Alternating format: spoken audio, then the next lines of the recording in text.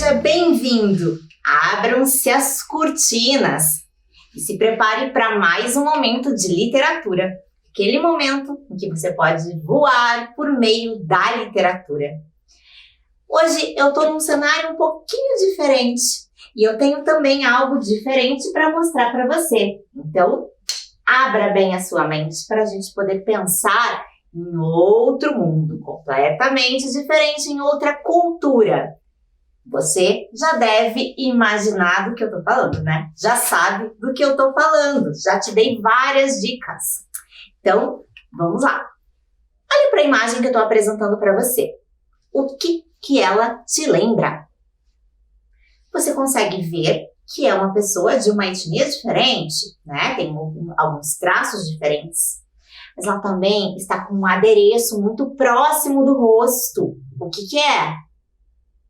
É uma máscara. E que máscara é essa? Não é a máscara que a gente está acostumado a usar agora nos tempos de pandemia, que são máscaras de proteção.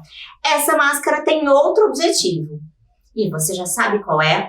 Eu acho que o cenário que eu compus aqui para você já te dá todas as dicas. Então, acho que você já sabe. Bom, também falando dessa personagem aqui, dessa pessoa que está aparecendo ali, que é uma oriental. E hoje eu até imitei um pouquinho dos trajes. Mas estamos falando de um tipo específico aí. E eu quero que você pense um pouquinho comigo. Você sabe o que é uma geisha? Então, geisha é uma mulher que desde jovem é treinada para dançar e cantar em casas de chá, com o objetivo de agradar ou distrair os frequentadores. Na verdade, é um tipo de artista específica lá do Japão. E olha, por mais que seja definido dessa forma, as geishas elas são diferentes de acordo com os lugares lá. Então, assim, no Japão mesmo existem diferentes tipos de geisha. Então, podem ver ali que tem de informação. É uma artista profissional que possui amplos conhecimentos sobre a estética japonesa e ajuda a manter vivas as tradições culturais do Japão. As geishas podem ser vistas em todo o Japão, mas seus costumes diferem bastante de um lugar para o outro. Podem ser bem diferentes, né? Como eu falei para você. Até é muito comum os turistas no Japão procurarem as geishas e pedirem para que elas posem para fotos. E elas fazem isso sim de bom grado. Até dão uma leve inclinadinha na cabeça para ficarem com uma pose mais bonita para foto. Mas também tem muita gente que tira foto e isso deve cansar a vida dessas mulheres, né? Enfim, o que eu tenho para trazer para vocês também é um tipo de texto que nós ainda não vimos nas nossas aulas de literatura. É uma categoria específica do teatro, mas não é um teatro qualquer. E aí a gente viu aquela japonesa com uma máscara e ajudou um pouquinho também a compor esse tipo de composição teatral. Como eu disse, um tipo bem específico. Eu não vou conseguir reproduzir, porque eu não sou muito boa em cantar. Agora você já sabe.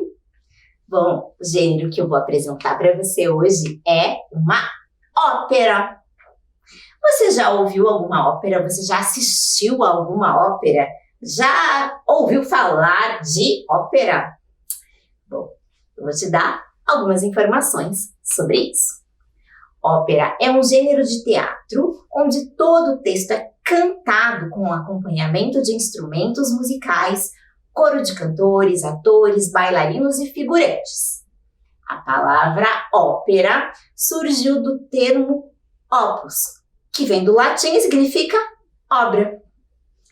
Estamos falando de obra, uma obra literária cantada. Então, é esse tipo específico, não é qualquer peça de teatro. Geralmente são muito longas, elas têm horas e horas de duração. São muito lindas, mas também muito cansativas, né? Porque para assistir esse tempo todo, o espectador tem que estar muito bem disposto e apreciar, porque é lindo demais. O que eu vou trazer para você aqui, obviamente, como eu disse que eu não vou cantar, é um conto baseado nessa ópera que a gente vai conhecer. E agora eu apresento ela para você. Madame Butterfly, composta pelo italiano Giacomo Puccini, em apresentação gravada neste ano no Royal Opera House de Londres.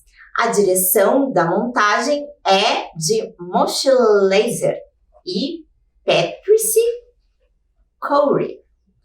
Bom, o que você pode perceber é que é baseado numa obra italiana, o conto que eu vou trazer para você hoje, né, do italiano ali, do Giacomo Puccini, que por sua vez também se baseou em outro texto. E é isso que a gente vai começar a ver, as particularidades deste texto, de Madame Butterfly. Você viu ali os cartazes da apresentação da ópera. E aí, nessa versão do livro que eu vou te mostrar, temos aqui uma representação do autor desse Giacomo Puccini, em que ele conta como é que foi a composição dessa peça. Olha ali comigo. Meu nome é Giacomo Puccini, sou compositor italiano. Nasci em 1858 na cidade de Lucca, onde atualmente todos os anos se realiza um festival de ópera que leva meu nome. Gosto de escrever óperas, sobretudo as que são bastante emotivas e teatrais. Fico encantado ao imaginar um grande espetáculo, como em minhas principais obras, La Bohème e Tosca. No ano de 1904, quis compor uma ópera diferente, algo exótico, no qual pudesse mesclar diferentes culturas. Foi assim que me deparei com Madame Butterfly. Para escrevê-la, baseei-me na peça teatral de um dramaturgo dos Estados Unidos, David Belasco, que anos antes havia sido produzida na Broadway. A estreia de Madame Butterfly foi no Teatro La Scala, em Milão, outra cidade italiana. Apesar de ter grandes cantores, a ópera não foi muito bem recebida, nem pelo público, nem pela crítica. Mas não desanimei, revisei, corrigi e alguns meses mais tarde voltei a apresentá-la. Foi um grande sucesso. Madame Butterfly é hoje uma das maiores óperas de todos os tempos. Alegro-me ao saber que neste momento você esteja a ponto de conhecê-la. Seja bem-vindo e abram-se as cortinas. Mas antes de conhecer propriamente a obra, também vou mostrar para você uma cantora lírica que representou Madame Butterfly. Ela fez realmente a representação lá da ópera e ela conta pra gente que foi muito importante ter estudado para esse papel, ter incorporado de fato essa personagem tão rica que é a Cho-Cho-san, que você vai conhecer já já. Mas ela diz que ela teve que mergulhar nas tradições japonesas e teve que cantar também muito bem. Apesar de ela ser muito experiente, ela conta essa como uma das experiências mais ricas dela. Muito importante a gente saber também, né? Muito legal. Bem, então vamos para a história. E a história, afinal, quem quer que eu conte? Que diga sim, sim, sim, Salabim, seu desejo é uma ordem. E hoje você vai abrir as asas da imaginação, literalmente. Vai abrir mesmo com Madame Butterfly. Então, conheça essa história, que é um conto baseado na ópera. Bem bacana, conheça a história de Madame Butterfly. Bem, Madame Butterfly é essa moça que se chama Cho-Cho-san, é assim que se pronuncia, Cho-Cho-san, que quer dizer Madame Butterfly ou Senhora das Borboletas. Cho-Cho era uma jovem moça japonesa que vivia nas tradições de seu país e vivia muito bem lá com sua família, seguindo todas as tradições japonesas. Acontece que, de vez em quando, chegava lá no Japão, alguns navios e homens passariam tempos por lá em missões. Então, esses navios vinham e não se sabia quanto tempo esses homens permaneceriam nesses lugares. E foi numa dessas viagens que chegou no Japão o jovem Pinkerton. E ele, imediatamente, se apaixonou por Cho-Cho-san. Pediu-a em casamento. E a família dela, obviamente, não poderia aceitar, pois era um jovem inglês que não fazia parte de suas tradições, de quem ela nada sabia, nem a família também. Cho-Cho estava tão apaixonada por aquele jovem tão belo e disposto a viver com ela, que não quis saber de mais nada. Nesse momento, ela renegou as tradições de sua família, todas essas tradições japonesas.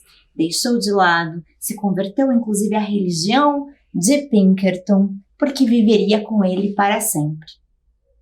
Um amigo de Pinkerton ainda o alertou, dizendo que ele não poderia fazer isso de maneira tão fútil com uma moça, ou seja, ia casar com ela simplesmente por casar. Eles tinham acabado de se conhecer. Enquanto isso, Pinkerton ainda brindava com seus amigos, comemorando o dia em que ele se casaria com uma nobre inglesa. Mas por enquanto, ele estava no Japão e iria aproveitar aquela vida. Acabou se casando com a pobre Cho-Cho-san. Viveram dias muito felizes. Ela estava completamente feliz mesmo por ter se casado com aquele jovem rapaz tão bonito que prometia um mundo todo para ela. E assim passaram alguns dias. Passaram-se meses até que Pinkerton deveria regressar à sua terra. E nesse momento, Cho-Cho-san ficou apenas com a sua aia, que era sua dama de companhia, que ajudava com as tarefas de casa e do lar, Suzuki. Pinkerton a deixou, prometendo que logo voltaria para sua bela borboleta. Mas essa promessa não era verdade. Ele não tinha intenção nenhuma de regressar. Cho-Cho estava completamente iludida e passaram-se dias após dias e meses e anos. E diariamente ela conseguia sair de seu estado de tristeza para se arrumar, para se preparar e ficar esperando o seu amado chegar. Chegavam algumas embarcações, mas nunca Pinkerton estava lá. E assim se passaram muitos dias. Cho-Cho estava cada vez mais triste e ela só tinha por companhia a sua aia, Suzuki. Passaram-se os anos e um jovem príncipe, Yamadori, queria muito se casar com Cho-Cho-san. Fez a proposta e ele era um príncipe japonês, ele tinha todas as tradições. Isso agradaria muito a família de Cho-Cho-san e ela poderia voltar ao seio do seu lar, mas ela recusou várias vezes todas as tentativas daquele príncipe, porque ela não poderia se casar novamente. Ela disse que já era casada e que ela estava aguardando que Pinkerton voltasse, o que não acontecia. Bem, até que num certo momento ela avistou o navio de Pinkerton chegando. Tão alegre ficou seu coração que ela foi imediatamente se arrumar e ajeitou toda a casa e pediu para que Suzuki preparasse tudo e deixasse perfeita para que seu amado chegasse. Ela tinha também uma grande surpresa para ele. Ninguém poderia imaginar. Suzuki foi à frente, começou a arrumar tudo e quando viu de fato, descendo daquele navio, Pinkerton, acompanhado de sua esposa legítima, a Kate Pinkerton. Suzuki já identificou na hora o que estava acontecendo. Tentou proteger Cho-Cho-san, mas era tarde demais. Assim que ela avistou a cena, entendeu tudo. Naquele momento, o jovem Pinkerton também se arrependeu do que tinha feito, pois ele não tinha noção que durante todo aquele tempo o Cho-Cho-san esperava todos os dias e se preparava para aquele momento. Ele se arrependeu, mas não tinha mais o que fazer. Nesse momento, Cho-Cho trouxe o presente que o aguardava. Era um jovem menino, Dolore, filho de Pinkerton, porque quando ele partiu, deixou Cho-Cho-san grávida. Ela guardou esse segredo durante todo esse tempo. Kate Pinkerton, a esposa, não tinha filhos e disse então que ela desejaria cuidar daquela criança. E foi o que aconteceu. Aquela criança foi dada para ir embora para a Inglaterra com o pai e com essa nova mãe. O que aconteceu na sequência é que Cho-Cho estava tão triste, chamou seu filho e teve um ritual de despedida, porque ela percebeu que todo aquele tempo de espera tinha sido em vão. Ela precisava alçar novos voos. Ela se despediu de seu filho nesse momento. E o que aconteceu com ela é que estava tão triste, sentiu um vazio enorme em seu interior. Por isso, ela decidiu abrir as suas asas multicoloridas e viajar para um lugar onde as tristezas não lhe façam doer mais o coração. Batendo essas asas multicoloridas, ela passou por uma transformação. Você consegue perceber que transformação foi essa por qual Cho-Cho-san passou? A Madame Butterfly se transformando em borboletas multicoloridas. É uma simbologia muito bonita, não é? Bem, essa versão que eu trouxe para você, que é adaptada por Alejandra Smith, é uma das versões, né, um reconto da ópera. Também existe outra do Benjamin Lacombe, mas essa não tem uma tradução em português. Em português, há uma adaptação com uma história um pouquinho diferente e que eu vou contar para você agora, para que a gente possa fazer essas comparações. E essa se chama O Voo das Borboletas. É isso, essa que eu apresento para você agora, O Voo das Borboletas. Aqui nós temos personagens um pouquinho diferentes. Ainda estamos falando da cultura japonesa. E é uma jovem japonesa chamada Naoko que protagoniza O Voo das Borboletas.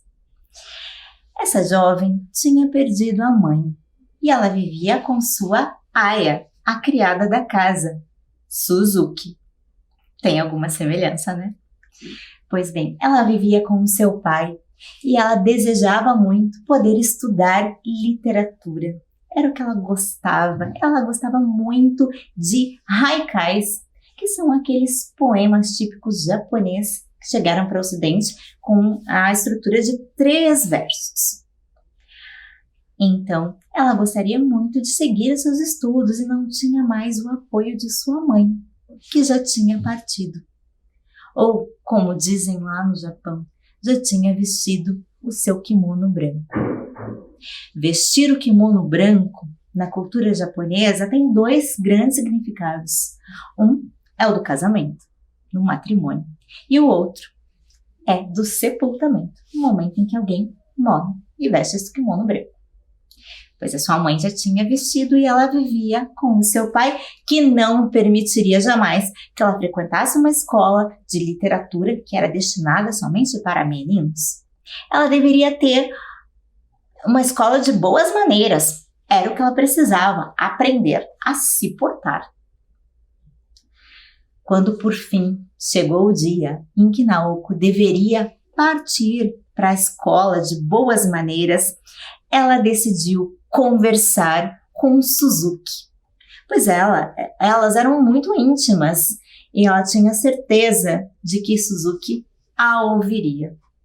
Ela pediu que quando chegassem à cidade onde ela ia estudar, que não a procurasse mais e que a deixasse seguir seu rumo, que o pai dela não saberia de nada, não haveria problemas para Suzuki.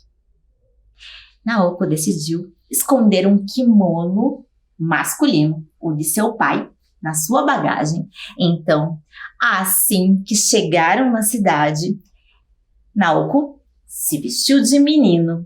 Suzuki a deixou seguir seu caminho e assim ela poderia frequentar a escola de literatura.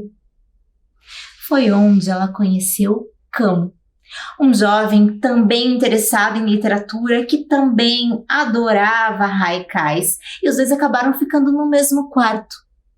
Kamo sentiu-se atraído por Naoko, mas ele não sabia que era uma garota, então ficou muito confuso com seus sentimentos.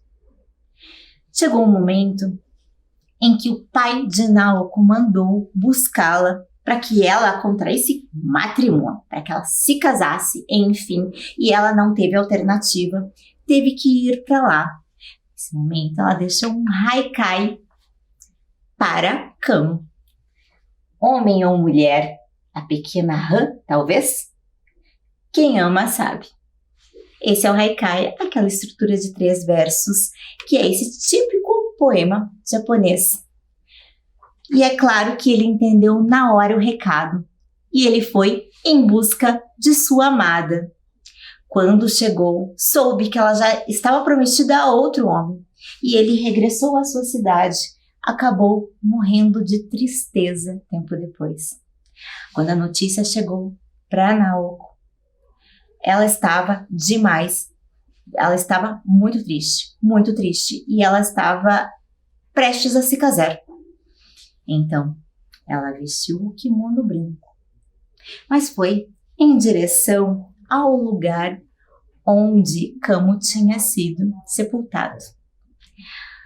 Céus estavam carregados e começou uma chuva torrencial. Estava realmente muito forte. Parecia que os céus estavam chorando a tristeza daquele jovem casal.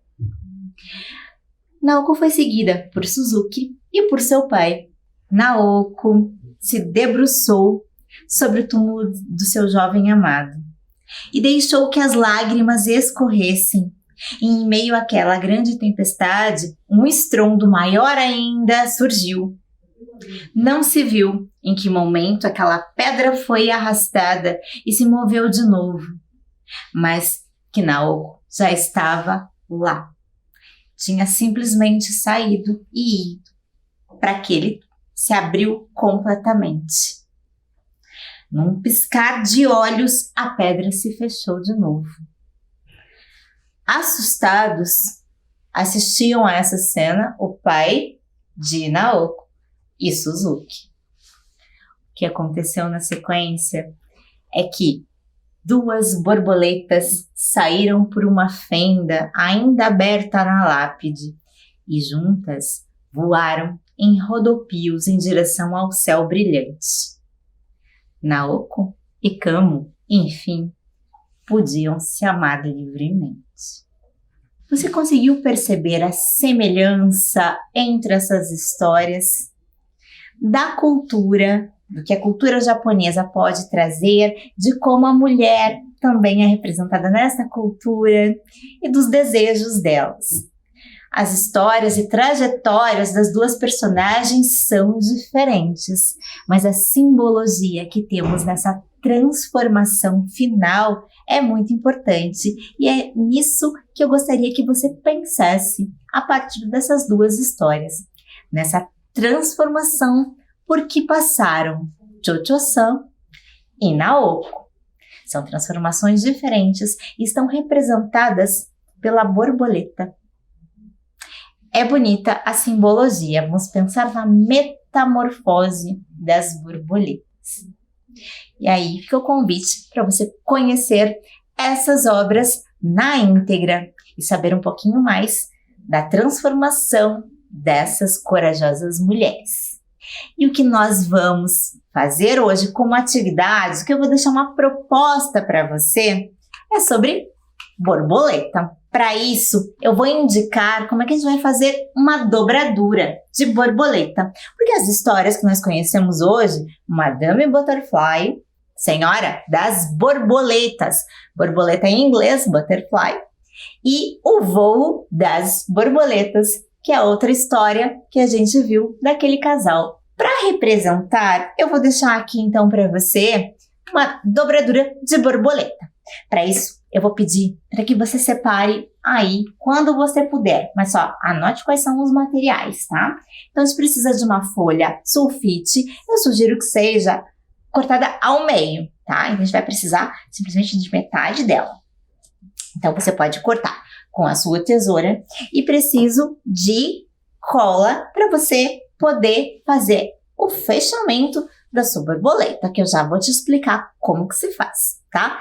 Também pode pegar um pedacinho de fita adesiva, que você pode prender e eu já te mostro como. Então, eu vou voltar ali para aquela imagem das borboletas já dobradinhas, para que você pense como é. Você já fez algum leque? Sabe? Aquele esquema de sanfoninha, de dobrar? Então, é isso que a gente vai fazer. Você pode usar neste sentido da folha, se você quiser fazer várias dobrinhas e deixar sua borboleta com a asa mais cheinha, ou você pode fazer neste sentido. Ela fica com as asas maiores e menos dobradas. Bom, você escolhe. Mas você vai dobrar um pedacinho só da sua folha, fazer uma marquinha. E você vira e usa essa mesma dobrinha como medida para o outro lado. Assim, você vai fazendo várias vezes até terminar a sua folha todinha. Então, você vai dobrando toda a sua folha, toda a extensão. Lembre-se que você pode fazer desta maneira aqui, dobrando a sua folha, ou você pode fazer neste outro sentido, em que você vai deixar com as asas mais longas e você vai fazer menos dobras. Então, fica a seu critério. Você pode escolher o que você acha melhor. Então, você pode dobrar até terminar a sua folha todinha. Assim que você terminar a sua folha, que você deixar essa marca pronta, você vai ter algo mais ou menos assim. E você vai poder fechar este meio, prende no meio, tá? Você pode prender, eu tenho um exemplo aqui em que eu prendi com o grampeador mesmo, tá? Se você tiver a ajuda de algum adulto, pode pedir para usar o grampeador. E já ficou preso, já ficou parecendo uma borboletinha, um pouquinho, né? Eu usei naquele sentido, mas comprida a folha. Então, assim ficou uma borboletinha já representada. Essa outra eu prendi com fita adesiva e depois eu fiz um recortezinho. Eu usei a tesoura para dar um acabamento nessas asas, para poder deixá-la mais parecida com uma borboletinha. E por fim, quando eu usei naquele outro sentido da folha, nesse sentido aqui, eu prendi dessa forma aqui e também pude fazer umas marcaçõezinhas aqui. Eu recortei um pouquinho para dar um formato das asas de borboleta. Você pode usar também cola para prender bem aqui. E depois você vai segurar um tempo pressionando para poder ficar assim. Bom, você viu a palavra borboleta. E você aprendeu um jeito simples de fazer uma borboleta com dobradura. Dobradura, você sabe que origami é uma técnica japonesa, ela é mais elaborada. Essa é uma dobradura um pouco mais simples, mas que você pode fazer. E você pode usar essas borboletinhas para presentear as pessoas de quem você gosta. As pessoas que simbolizam alguém importante da família de vocês. Pode ser? Então fica aí uma sugestão de atividade. E até o nosso próximo voo literário.